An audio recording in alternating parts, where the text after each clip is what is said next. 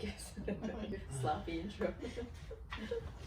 Hi there. Welcome to New to Hill Country. We're here today with Brittany Rodriguez. She's going to be talking about some skincare and then a lot of other cool stuff. So before we get rolling, just as usual, we want to give a little shout out to our sponsors. Our first sponsor is that gorilla up at the top there, SBG Texas. That's our gym. Come on down. We're in the Courtyard Plaza shopping area. We're kind of close to Big Lots, and most people know it better as being close to Dirt Cheap. So yeah, we're right now. Everybody knows Dirt Cheap. But yeah, we've got jiu-jitsu, we've got yoga, we've got a ever-growing kids program, and it's doing really well. Really well attended. So we're really enjoying that. And then because we're working hard in the gym, we need to stay hydrated. Best way to stay hydrated is right up there as well. LMNT, electrolyte mix. It's a miraculous creation in a lot of ways. I'm fully addicted to it. I drink several of them a day to stay hydrated, and I feel like I could drink twice or 3 times as much water and not get the same impact. So it really makes a big difference. And a lot of times we come home from working out. Nowadays I drink it like every night. That's a go-to kind of drinks for me. No alcohol, just the lemon tea. Yeah, and it feels like margarita. Yeah, it kind of tastes like a cocktail. Like even the citrus one was made to taste basically like not margarita, but is it margarita? Yeah. Oh, margarita. Yeah. And a lot of times we come home and you're like oh, I feel kind of down. Right. And it's like it's just electrolyte depletion at the end of the day. Drink a little bit of that and we feel better. So. But anyways, enough about the sponsors. Let's get talking to Brittany. So welcome to the show, Brittany. Thanks for having me. And Brittany, tell us about your relationship with Hill Country. Like, are you from here, around here? So I grew up in a small town called Giddings. It's about an hour and a half northeast of here. So it's not technically in Hill Country, but I grew up. We had a deer lease in the Hill Country. My grandparents lived in Dripping Springs, which is right on the road, and that's where my mom was from. So spent a lot of time in the area. I moved to San Antonio in 2008 to go to college, and then we moved to New Braunfels in 2017. So I've been in the area for a while. Cool. How do you like it? Love it. We plan on staying forever. When we bought our house, our realtor was like, most first-time home buyers are in their house for about 7 years, so kind of keep that in the back of your mind. And we're like, no, this is our forever home. Oh, nice. We don't want to ever move. So we love it. We live really close to Guadalupe, so we can go swimming, and there's just so much to do here. So the rivers almost always come up whenever I ask someone. It's amazing. Yeah. The home house only about a mile from us, so we can walk down there if we really want to. Nice. The rivers are what sold me and Rob on moving our families here, and I can't really say that it feels like a mistake. I mean, every time we go out to the river, I always get reminded, it's like, oh, this is why we moved here. Like, you forget, in day-to-day, activities, and then it's like, oh, right, like, this is why we're here. But there's so much to do. I mean, you could do wineries up in Fredericksburg. Have you ever been up towards Fredericksburg? Not yet. There's Enchanted Rock. It's this giant dome of marble. That's amazing. It's about 3/4 of a mile up, but that's a really awesome hike.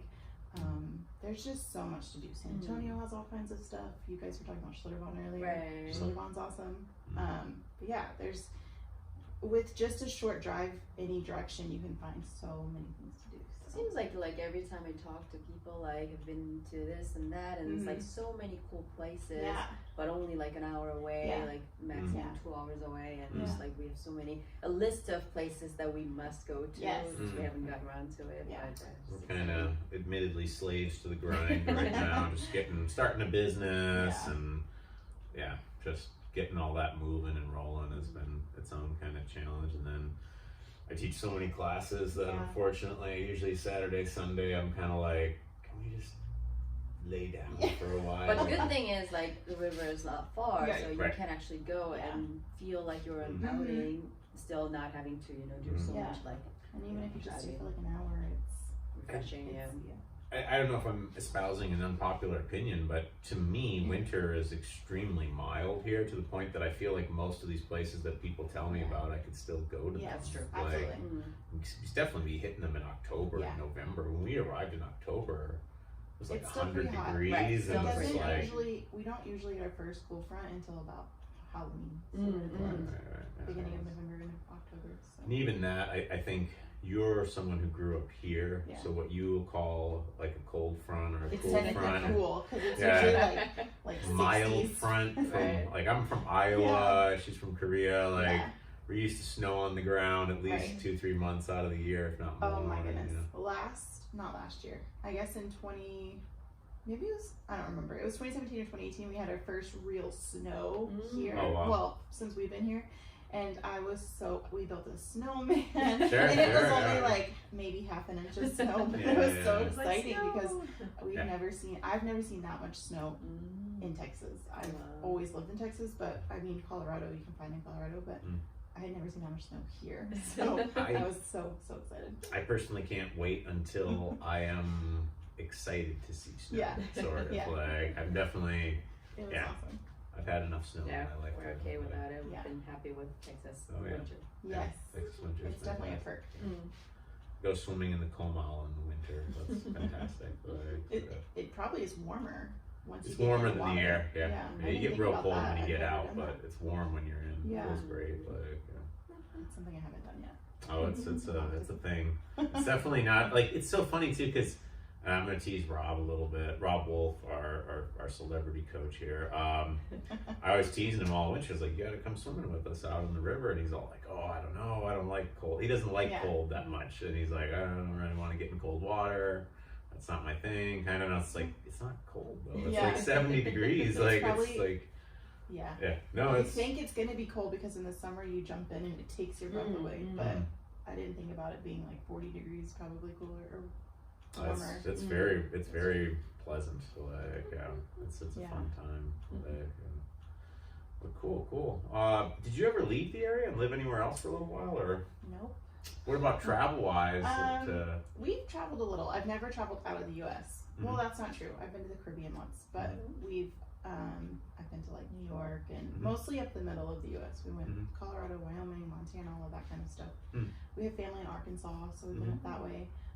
Tennessee, that kind of stuff. We went to like St. Louis to see the Big Arch. So some of the landmark stuff we've seen, but never really. The East Coast is mostly New York that I've been to. I've never really been to the West Coast. I've been in New York City, so I loved it. I know a lot of people do. It's very busy, and I thought I would hate it, but it was so fun. Like there's always something to. The people watching is the best because it's totally different from the environment we're in. But I loved it. I would totally go back to New York. And the food was amazing. The food was amazing. Gotta show up there at some point. I was in New York City for a day and a half for work, and she interpreted at the UN. Yeah, so I was like all exciting, and then I landed there at night, went to the hotel, and then as soon as I got out, went to the UN office, worked all day. As soon as I was done, had dinner, and then went straight to the airport. So every time I hear about New York, I feel a bit of a bitterness. Like I have been there, and but it's like there's so much to see. Joseph and I went, and actually that's where he proposed, was in New York. But we spent, I think, 7 or 8 days there, and I still feel like I didn't. Like there's just so much, and I know like our history as America is pretty new, but there's still a lot, like Ellis Island and the Statue of Liberty, and all of that was really cool to see. You can find if your immigrants came over or your ancestors came over that way, you can find their names in the books and stuff. Oh, cool. That was really neat. I'm gonna wheel back just because Kaylee, as we were talking before we started recording the long form, tends to make things very simple. I am very. There's a funnier part to her story, I think, that she left out. So as you were talking about food, that's like the biggest kind of regret that I had, because like I was there with the Korean delegation. You know, we're attending the UN conference there. And then they've been there for kind of few days. So and then it's kind of middle-aged, parliamentarians who after a couple of days like they miss Korean food, so I just joined them at the end. Days, 2 days. I know. And then they took everybody to us including to the Korean restaurant. So I just came from Korea and I'm in New York and I'm eating like Korean food. It's like yay, eating substandard Korean food for 20 a plate, basically. So, that was definitely a kind of ouch moment for me. Well, a little quick point there. Like I found that when Americans travel, like a lot of people get like really like, I'll never have a McDonald's while I'm traveling. There's two types. There's like I'll never have a McDonald's when I'm traveling. Like only Americans do that type of attitude. And there's people that like rush to McDonald's right away. You know, like just my point being is I've lived in a fairly scattered different places, and I've found that most groups of people in different parts of the world, when they go somewhere else, pretty much look for their own food right away. Like maybe even faster sometimes than Americans do. So like I find Americans or even Canadians or something like that, North Americans, to be and generally to be more adventurous food wise than like a lot of my Korean students over the years. Like going to the States, it's like, what do you pack? And it's like a giant box of kimchi and ramen noodles and all this kind of stuff. And I'm just like, I used to just, the same when I had students in Japan and stuff, same thing. I'd come back, I'd be like, they've been to the States for like some study thing. It's like, what'd you eat while you're there? It's like, oh, nothing. Yeah. I didn't try anything. Oh my gosh. It's like, not one thing? You didn't try just even one place? And it's like, oh no, it's too salty. And it's like, but you don't know that because you didn't go and try it. Like, and it's like, which is funny too. They always say it's super salty, but East Asia has very salty food. It's different just kind of salt. It's a different salt, different texture, different taste palette. Like that's all it is. And anyways, that's just a fun little inclusion there. But but tell us a little bit more about skincare. And a lot of this I'm going to have to defer to the better half on this, because we were joking about this beforehand. Just like, I don't have, I'm going to get my little bit in. So I don't know much about skincare. I'm not saying it's bogus. Like, I just don't know much about it. I'm a little too, I guess, I grew up in the 80s and the 90s. I guess there's a certain level of like, dudes don't do that sort of thing that's deep inside me. I do know from doing a lot of jiu-jitsu that there's definitely a value to it. Like as you rub on the mats and stuff like that, it can be pretty like hellacial on your skin and stuff. And I should probably be better about a lot of that stuff. I do a little bit for my face. She convinced me, my very Korean wife in that way. She told me that like 10 years ago, like you need to take care of your skin basically. I was like, oh, okay. But fun story. One of my good Korean friends, Miles, he was my student, and then when I moved up to Seoul, he came up to be my roommate. He stayed with me as a roommate in that whole summer. And fun thing about Korean dudes is that in general, they're pretty unshy about skincare. They really metrosexual, like yes. Very like Japanese guys too, to a certain extent as well. Like there's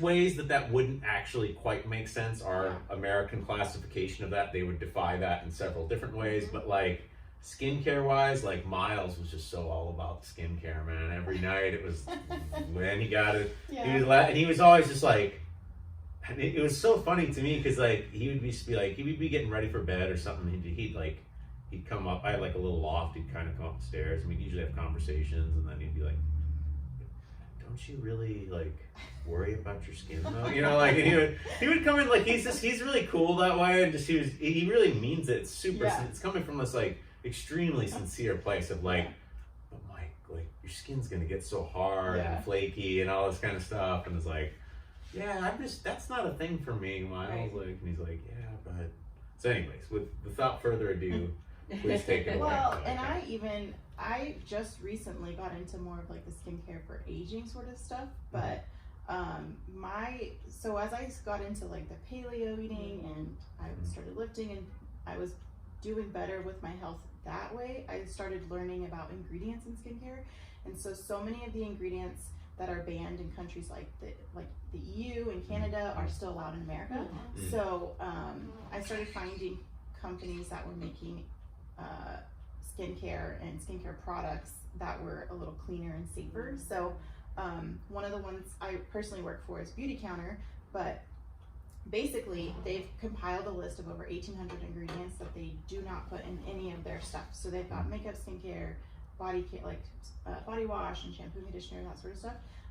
And so they're actually not just making better skincare, but they're also advocating on the national level. So they have a lot of people who are working in DC trying to get more regulation in that department, because there's so much that's allowed, so many chemicals that are allowed that are not safe, that are known to be hormone disruptors, which if you look at like the fertility rates of our country now, and like girls starting their period as young as like 8, that stuff is kind of correlated with that. So a lot of the stuff that we put on our skin, whether it's just lotion or body wash or whatever, it can have ingredients that aren't as safe. So once I started learning about that, I kind of went down this like rabbit hole, and it just kind of spiraled from there. But my husband's the same way, and I've gotten him into even using, like, he uses the shave brush, and so he's gotten to where he uses the beauty counter. It's called Counterman, but he uses their products for that. So that was something that even when I got pregnant, I was reading like there have been over 200 chemicals found in the cord blood of babies. So we know our skin absorbs these ingredients and these chemicals, and then it goes into our blood system, and then it circulates. So we know that that can affect us as well as our children. So that's where I really got more intense about it, and totally like cleared out everything we were using and made sure everything we use now is okay and safe. So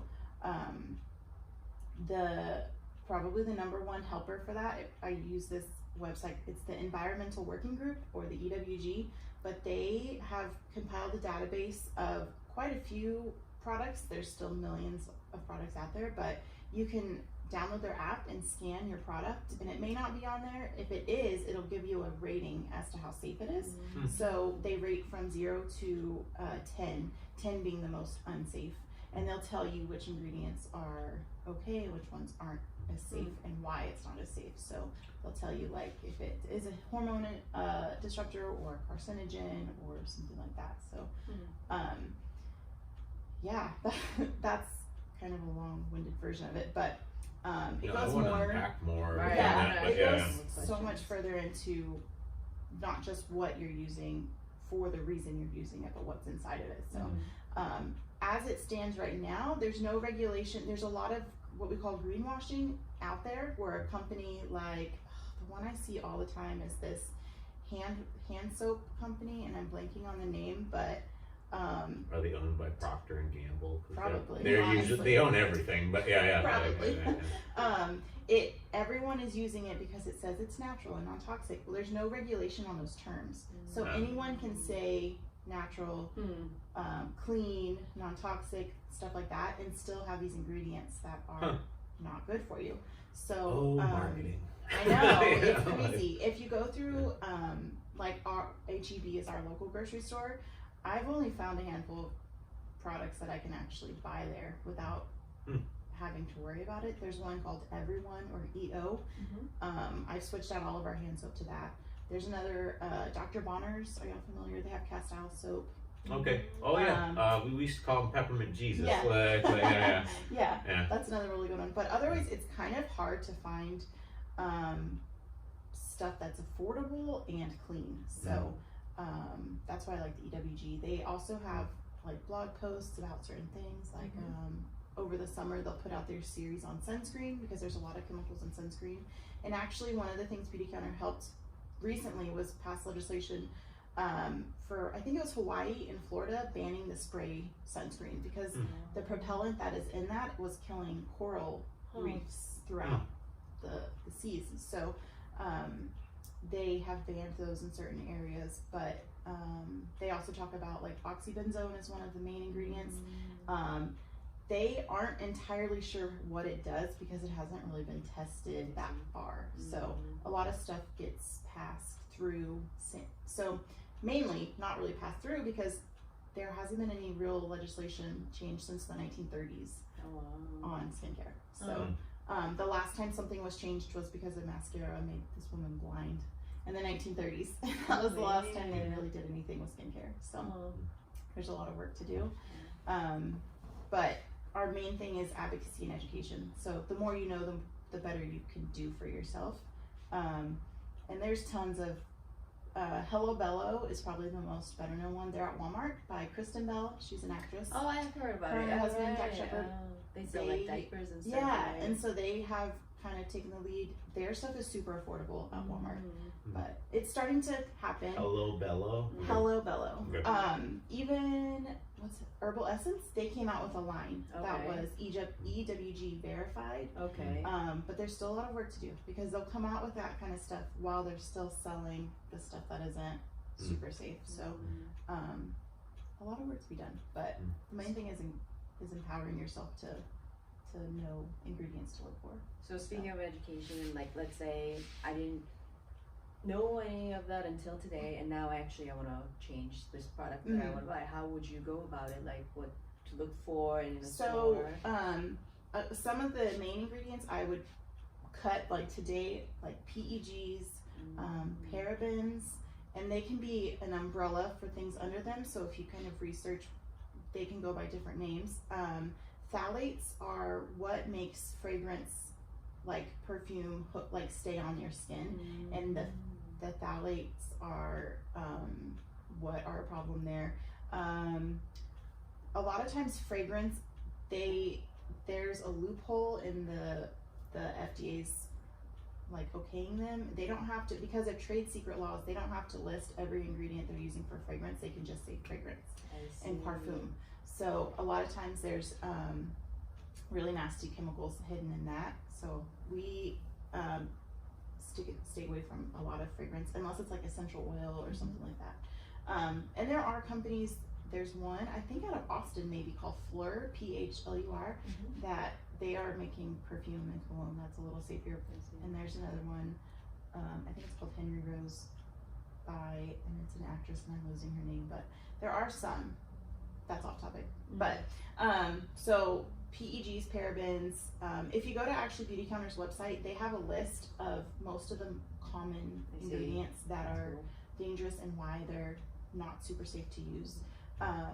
But the EWG is a really awesome place to start because you can scan your items, and if like the item you're using isn't in their database, you can search the ingredients on their, I think you have to go to their webpage for that. The app, I have trouble sometimes searching ingredients, but if you search the ingredient, it'll tell you on a scale of 1 to 10 how safe it is, or 0 to 10. And that's where I would start, just seeing. Is there any place that I can go to get a list of recommended products, like health? A lot of times they will feature brands on the EWG. I personally, like, we use a lot of the Beauty Counter products, but there's a company called Primally Pure that's really good, and it's a woman-run business. She's a mom. Her husband's a rancher in, like, I want to say Idaho. It's somewhere in that area, but if you start following, like, I follow a lot of people on Instagram, and that's how I learn about more and more. There's another one, I think it's, I'm going to say the name wrong, so I'm not going to say it, but there's a lot I've been finding mostly on Instagram. So once you find a company, then I go and I look through all of their ingredients. But if you look for B corporations, so a B corporation is, it basically, to become a B corporation, you have to have transparency and you have to show that your company is bettering the environment, your employees, and the people who purchase stuff from you. So if you're, and the more I've learned about it, the more I see it everywhere. So, which is awesome because it's a collective group of companies trying to do better. So if you go to their website, you can search even in your area. Like if you pull up Texas, it'll show you all the Texan companies that are B corporations. Not that they're all skincare necessarily, because there's some like wineries that are on there and all sorts of stuff. But you can put in if you want skincare, if you want it from a certain area, and that's helped a lot because then you can find like clothing, all kinds of stuff. And Beauty Counter is a B corporation. That's how I initially learned about it, and their website's really cool because you can find anything you need. I'll definitely check that out. All kinds of stuff. Address was Beauty Counter? Beautycounter.com. Is there a physical location or is it all? They actually do have some retail stores. New York and Denver, I know for sure. I can't remember if they've opened any since those. So they're trying to. We did, back when I first joined, we had a little pop-up in Target where Target was carrying some of their stuff, but that was kind of short run. They're currently partnering with Sephora, so you can find some of their stuff at Sephora for the summer. But otherwise it's mostly online, through their website. So. You say you work there. What do you do? I'm considered a consultant. So if it's purchased online, it would go through like my link, and that's how I would get paid. But our main thing we like host socials, and so I can go around. Like if you wanted to host a social with your family and friends, and then we just educate, kind of like we're doing today, on the ingredients to look out for, why you should look out for them, and then how you can find products that work for you. And because I know skincare isn't something that we usually, and maybe not all, but I would say the majority of people I know, at least at my age, they're not putting more money into skincare. So if you're needing something affordable, then that's where I can give you some recommendations for other brands that I like or have used in the past. So but Beauty Counter is kind of leading the way because they have created skincare that actually works. They are utilizing a lot of Korean values, and they did a lot of research and brought in a lot of consultants from other countries to figure out like what worked the best. So our Counter Time line is our anti-aging line, and they said they have like an essence that helps like moisturize, and a lot of that technology that came for that line came from Korea. So it's been really interesting to learn. Koreans,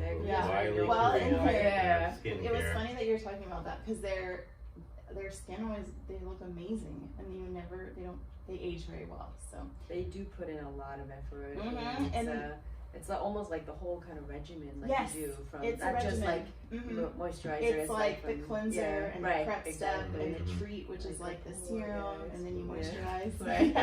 Well, and like is it called gua sha, where they do the stones to like I've heard help about the collagen it. production and stuff. I haven't gotten into that yet, but I really want to. They have like the stone roller that will help with like fine lines and stuff. So it's really, for me, it's become more self-care because that's my time in the evening. My husband's in bed and my son's in bed, and it's just quiet, and I can like go through I think it's a 5-step regimen that I can just be silent and go through it. It's almost like meditative, isn't it? Yes. It's really nice. It's definitely something that Korea's doing really well. And you should tell about your sister's clinic.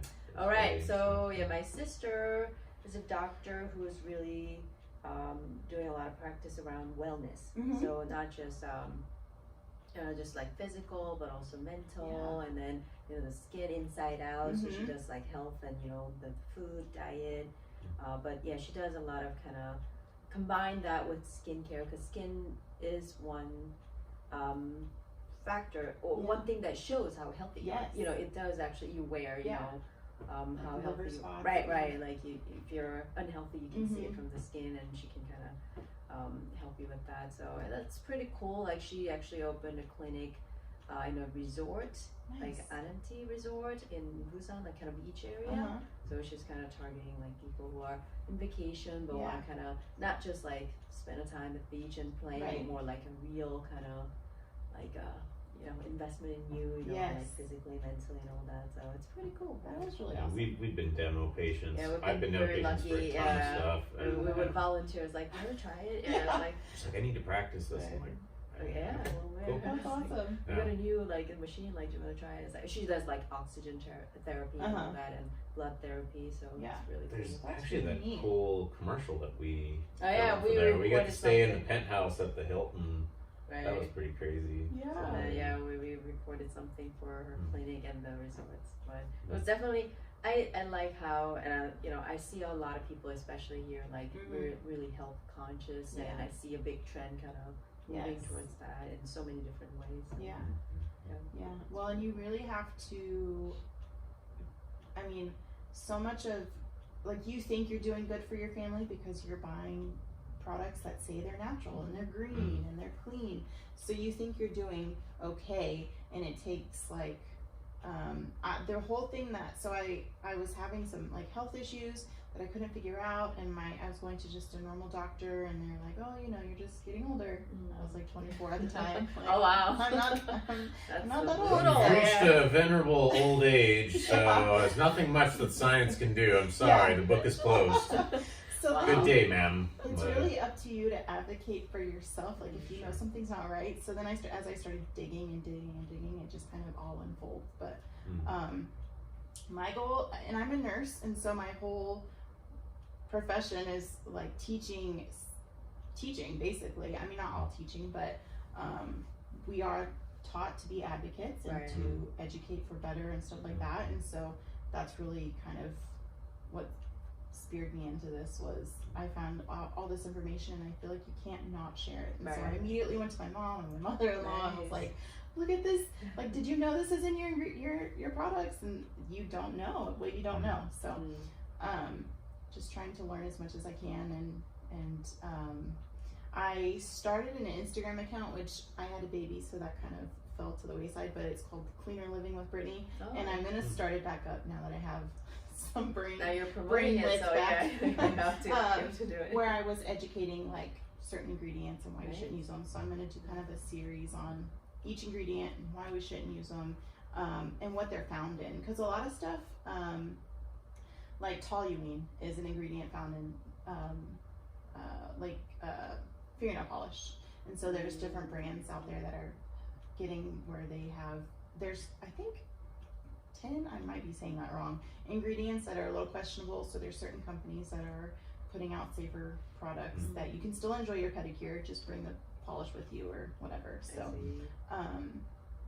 it's just a matter of learning, and there's a lot out there that I didn't know, but that I do know now. So yeah, but I mean, speaking of what your doctor said, it was like that was kind of my sister's biggest kind of struggle, is like all modern medicine is about like after, like after kind something of just happens. a band-aid, like we'll take this to fix this ailment instead very of kind of finding short term and kind of reactive than proactive, and that's why I should focus on like prevention, and everything you're doing is like prevent before you have cancer, before you have a problem, which you would think, I mean, if you look at our numbers of cancer and all these other diseases in the US, how much money we'd save if we didn't let people get to that point. It's a, I mean, I don't want to say billion because I might be saying that wrong, but it's a massive, massive money maker for, which sounds really bad, but it is on these people like who are benefiting basically from us being sick. So and we can say that same thing about food, which we can talk about like days, because I love food. And we are like, I would say like the 80-20 paleo couple, my husband and I, who we have some off meals, but for the most part we're paleo. But even that, you can still overeat paleo. So it's just finding what works for you. And we're always tinkering and trying out, like I just started keto, so tell us a little more about that. Like, how did you start it? How did you learn about it? Well, I've done keto in the past, and I always just kind of fizzle out. I joined the Healthy Rebellion, Braunfels Healthy Rebellion, and someone said, "Hey, would y'all like to get a group together to do keto?"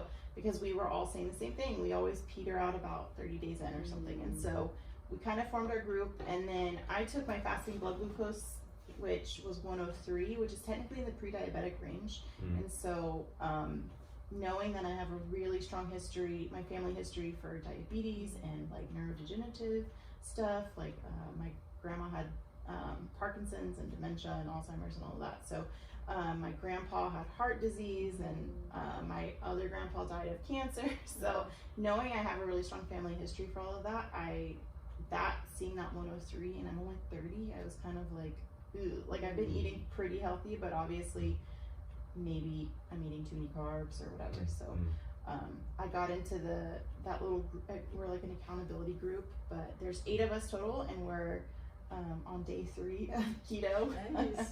And actually this element has been saving my life, because normally you would be feeling that keto flu, and I've been just chugging as much as I can with the electrolytes, and it's saved me.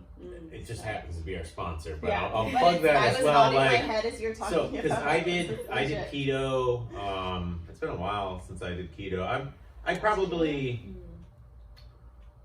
probably slide in and out of keto at this point. I reached all my weight loss goals a long time ago, so it works. You just got to hang in there. Basically, I would think of it as an intervention more than as like, this is how I'm going to eat for the rest of my life forever. It's like, but and then because it's an intervention, just like double down hard on it and be like, 60 days, no cheats, none of that stuff. I'm just going to go all the way through it to really lock in.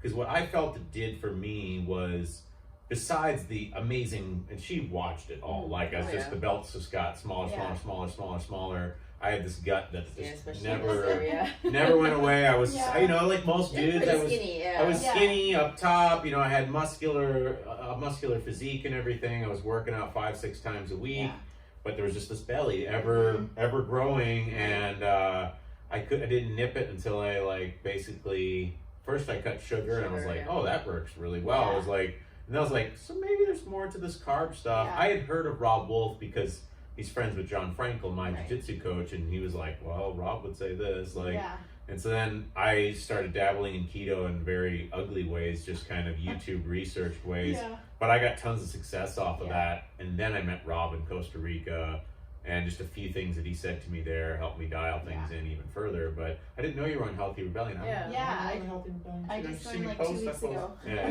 I post all kinds of weird things on there, people who don't know what. The Healthy Rebellion was started by Rob Wolf and his wife Nikki Violetti. So it's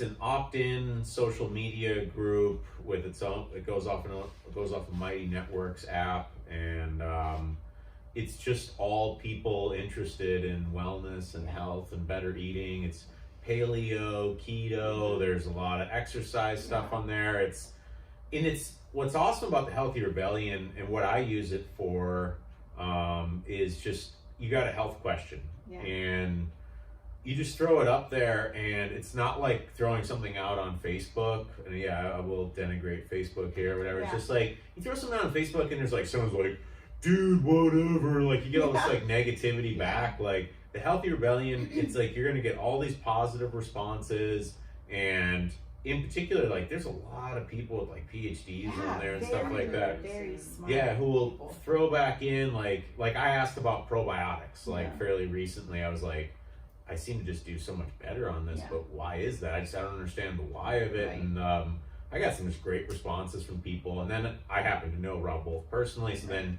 he didn't answer on there, but he ran into me later and he's like, oh, I say, hey, about that. And he kind of talked about it more and stuff. But Rob will get on there and answer all kinds of questions and stuff. And he's always like fantastic. And, but I changed around a lot of stuff in my life just off of the Healthy Rebellion. One of the biggest things I got onto was the sauna stuff that I'm doing. Red light therapy. I figured out how to get like a pretty cheap sauna going in my own house, and then someone started talking about red light therapy, and I was like, oh, tell me more. So the skincare stuff, I'm like, oh, okay, tell me more. Like red light's been like kind of changing my whole like outlook on that, and I mean, there's just I've come on to a lot of really great things through that.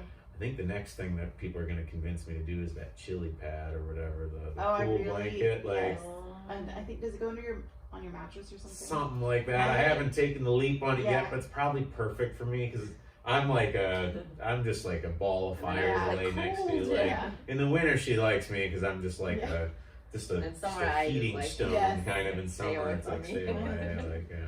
That way we don't have to crank the AC up. I can get out of my molten lava state, like which is my resting metabolic state or something. So but so are you doing keto with the Healthy Rebellion group?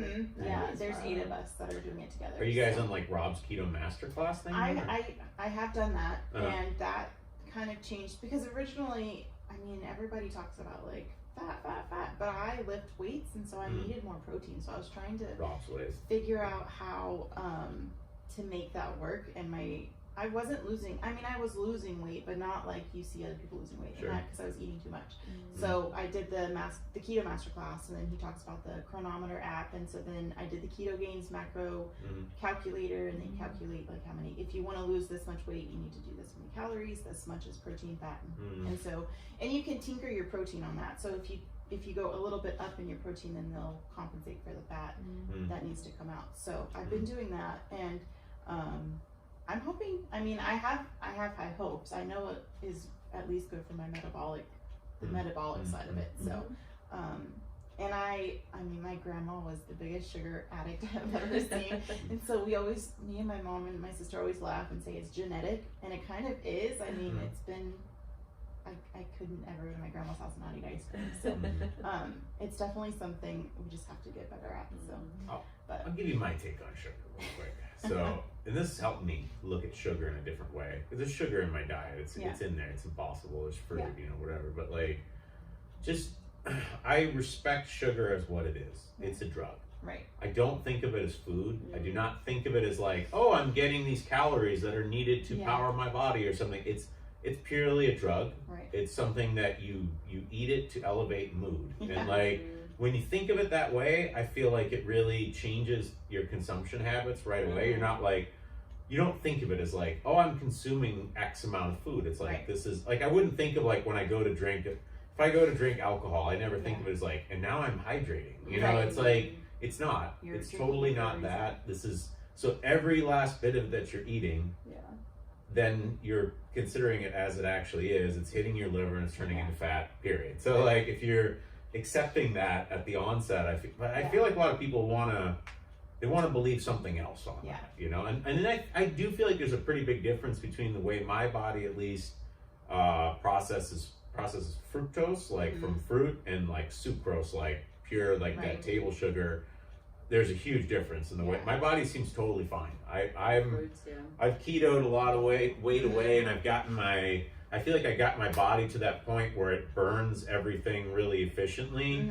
If I just find I don't really even like candies and ice creams and stuff like that. Mostly I find them kind of like it feels like too much, and I'm happy to keep myself in that place. Like just calling out to everyone there, like I definitely noticed like the more sugar stuff I eat, the more craving I have. Like, it tastes better. It tastes different. And then like you stay away from it, and then you just like lose that. But that's also, I mean, they make them so that you want to eat more. Right, exactly. And that's the whole thing with like processed food. They specifically, it is scientifically engineered to taste a certain way. So that, have you read the book The Dorito Effect? I've heard about it. Oh my gosh, it's so good. That was another book I read. But they talk about how the reason MSG exists is because they couldn't get cows to eat grain. They wanted to eat grass. And so they put MSG on the cow's food to make the cows fat, basically. Oh, wow. And so now we have MSG in our food, which is making us fat. And so the hyperpalatability stuff is real. It's really well understood, and that's a really interesting point. And this was in Rob appeared in this, what was it called? I can't remember who made it, but it's called like To the Perfect Human Diet documentary. And one of the points they make in that is basically the macro proportions that Americans in particular eat, North Americans, and I feel like that's growing everywhere, are relatively identical to feedlot, you know, like how you would make a cow fat. So like you ramp up all this stuff to like these proportions, and like cows get fat automatically, and it's like, and then you look at the proportions, the general proportions and what people are eating, and it's almost identical to that. Like, and I know like in his keto gains, or his keto masterclass, he talks about satiety, and like if you're getting that hyperpalatable food, it like switches off your satiety signal, so you just keep eating more. And I know that's for me something I struggle with, is like portion size, and I don't know where this comes from, but I can remember as a kid thinking, I don't think that's enough, I'm not gonna feel full, like, because weight is something I've struggled with since the 3rd grade, and so I've done all of this research, and it's a hard cycle to break. But I know in the past keto worked really well for me. Just go hard in the paint, Brittany. That's what you gotta do. You gotta go hard in the paint. And I've gotten down now to like pre-pregnancy weight where I was before I got pregnant. I lost about 30 pounds. Awesome. So I've got another 35 though. That's awesome. I'm like, I'm gonna do it. You'll get there. You'll get there. I like what Rob says in his book, Wired to Eat. Just like it's your brain. It's not your fault. It's not. People try to use willpower to do that. It's like, oh, I'm not strong enough. You know, it's like, why did I do that? You know, it's like, it's not like that. You know, you have to literally rewire. Right. Yeah, and that Wired to Eat book, I love all of Rob's books, but that one is one I read more over. Like I've read more than once, because it just like speaks to me. Like it's not your fault. It's not your fault. Sure. Yeah, it's really good. Yeah. But so it all comes back around to like, you have to do your own research and advocate for yourself, because there's no one else who's going to do it for you, especially not in, at least not now. We're hoping soon that will change as far as the skincare stuff goes, that we can have that. that really was what kind of blew me away, was other countries have banned these ingredients knowing they're unsafe and knowing that they're causing cancer and hormone issues, and it still is allowed here. So I love America, but I am seeing that America's a issues. very interesting place in terms of there's a really dramatic level of corruption in that regard with regards to that. Yes, because if you like you were saying, Procter & Gamble, Johnson & Johnson just recently I think pulled like their baby powder, which my mom used baby powder on me, but there's so many things like that. A big one recently, I say recently, it's probably been a couple of years now, was Claire's had to pull a lot of their kids' makeup because it had been contaminated with asbestos, because none of that was being tested. There's no testing happening, and so like Beauty Counter specifically, they test all of their stuff 3 times before it gets sent out, and so at any point, and it's independently tested, it's not tested by Beauty Counter themselves, because they want that transparency. So it's tested 3 times before it goes out, and if anything ever comes back contaminated, because it's not that they are intentionally putting asbestos into your products, or say like heavy metals, it's a lot of these ingredients like mica and stuff like that we're using can be contaminated. So the main contaminants are like heavy metals, so found in like your lipsticks and your eyeshadows and your blushes and stuff like that, powders.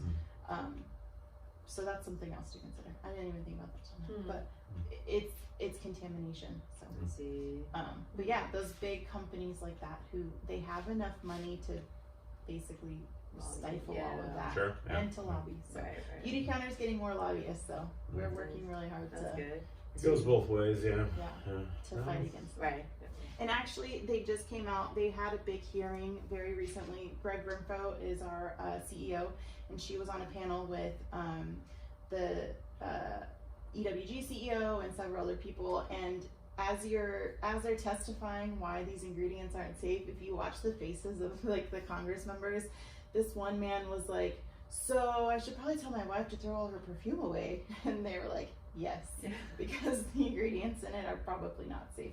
If you look at the ingredients, it's probably not safe. So there's change. It's just it takes a while to.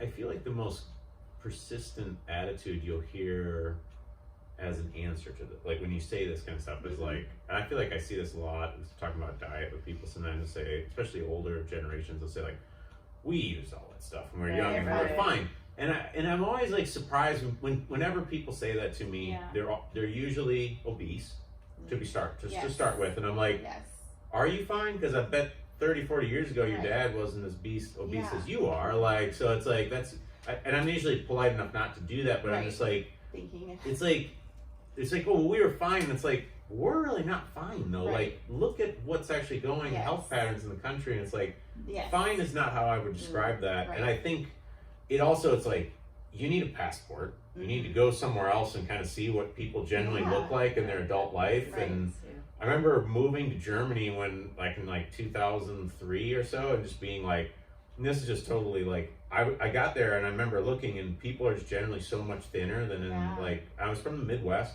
and I was like, oh, I literally just thought white people just get really fat. Like, I just thought white people get really fat. It was a white people thing, kind of like, it's just as white people get older. It's mostly white people in the Midwest, so I just thought it was kind of, that's pretty standard. And then it's like, the more I've traveled, the more I notice when I come back, it's Americans in general, North Americans in general, just it's noticeable. We talk about it. As soon as you're crossing those borders, it's just like a couple sizes increase, and it's multi-ethnic, everything across the board. We always talk about like drinks, the size of a cup, like when you go to Starbucks. In Korea, we don't have venti size. We have like short. So the biggest is grande. Because caffeine. And then you get like frappuccino. It's so much sugar. And the same thing with the the soda or Coke or whatever you call it. Just like the size is like remarkable. Did you ever watch Parks and Rec? The show Parks and Rec. I haven't. No, I've only heard good things about it. But I've probably watched the entire series 4 or 5 times. But one of the episodes, they have this company called Paunch Burger or something, and they come out with like a giant, it's like the size of a small child, and she's trying to get this big giant thing of soda, and so she pours out all the sugar that's in it, and it doesn't care. People are like, we want our Paunch Burger.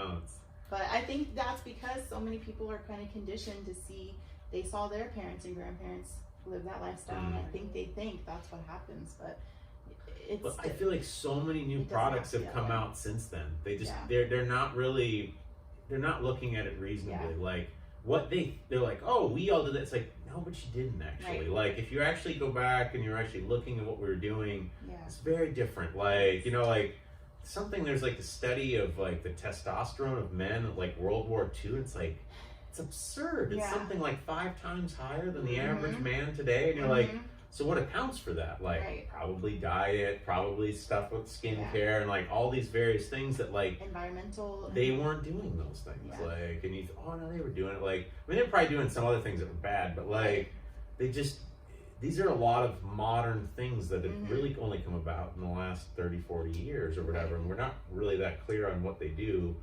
But we're not looking at a particularly healthy, robust species at this point. Like, so.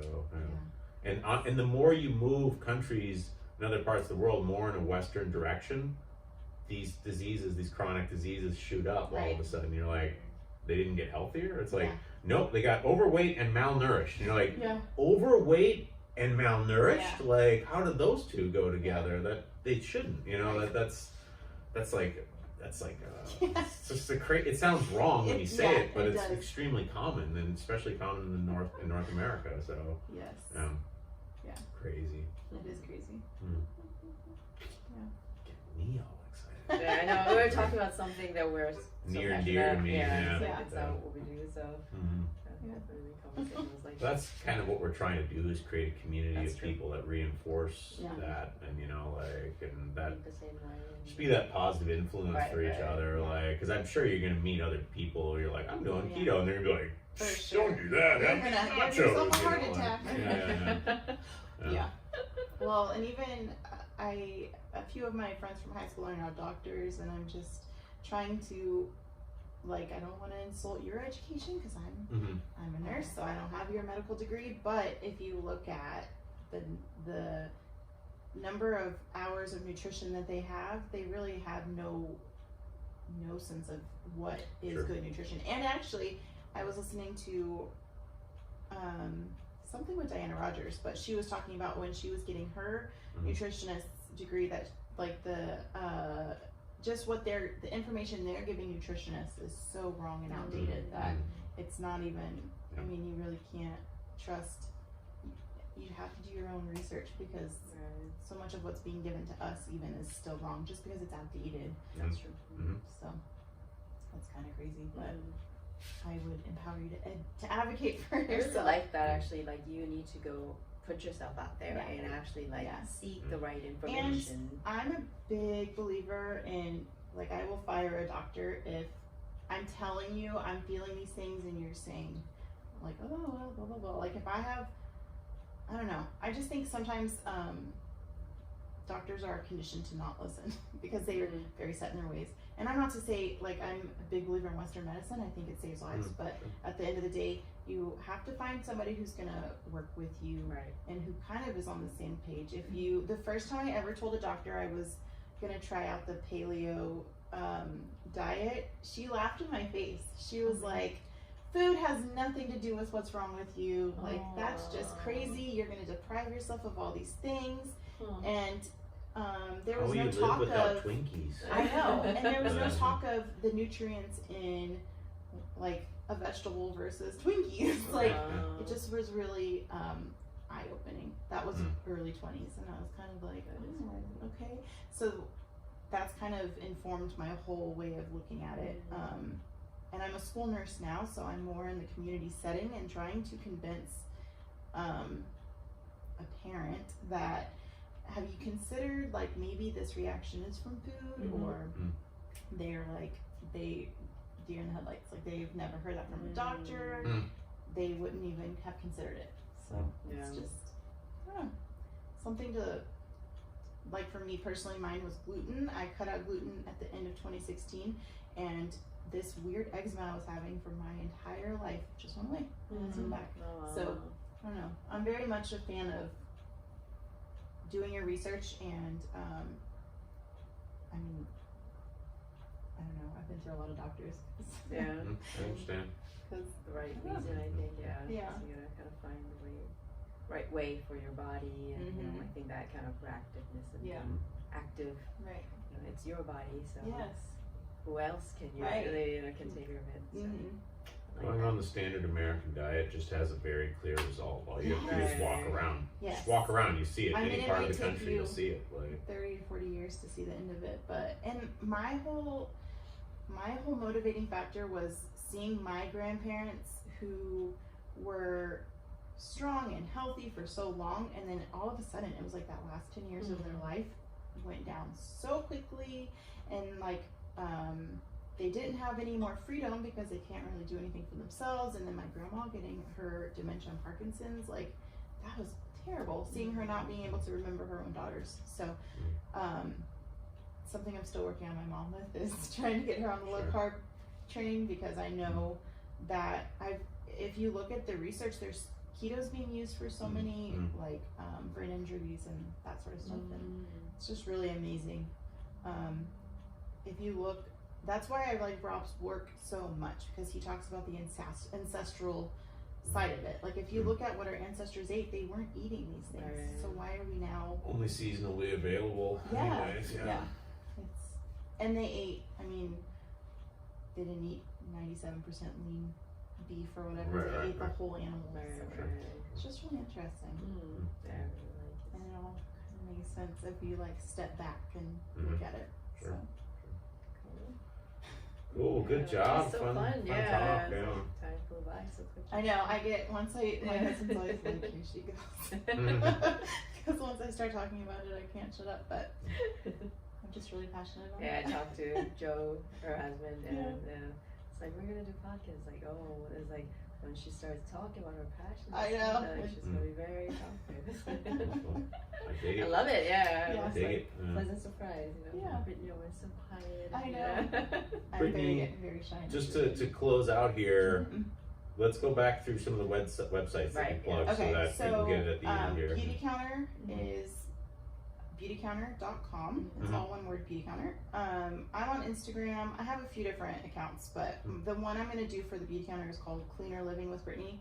I'm also, Brittany does paleo-ish, and that's where I post more of my food stuff. But ewg.com is where you can go to look up ingredients, and they have an app you can download to scan products, like if you're in a grocery store and you want to scan it real fast. And then B Corporations, which I can't remember if you just Google B Corporation, you'll find their website that way. But that way you can check out companies that are doing really well in your area. Cool. That you can support. Thanks for coming on the show. Thanks for having me. This was fun.